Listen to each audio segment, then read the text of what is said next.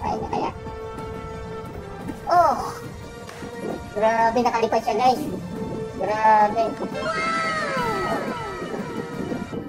Grabe. Ang ganda ng ating reaction motivation video natin guys. Kumbaga napapanahon sa panahon natin ngayon. Nag-ray mo. Pwede siyang pang maalala mo kaya o kaya pang Dear Papa o kaya gawin na rin natin Dear Papa M. Oh, di ba pwede? Tell you guys, for sure, once in your life, no? Isa ka doon sa mga nagkaroon ng pangarap. Nangarap ka ng mataas. At sa sobrang taas ng pangarap mo, kailangan mong lumipad ng mataas tulad ng ginawa ng ostrich. At sa sobrang taas ng pangarap mo, walang naniniwala sa'yo. Sarili mo lang ang inaasahan mo. Sipag mo lang ang inaasahan mo. Diba?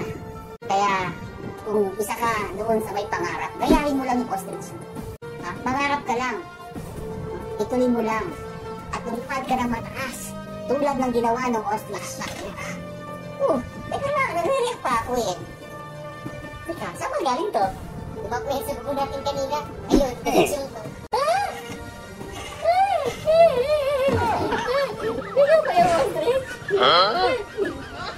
Paano ka napunta rito? Ba't ka napunta na Pilipinas? Diba po kasi pumunta namin, kaya nalitsog ka tuloy. Bonjour, Sab!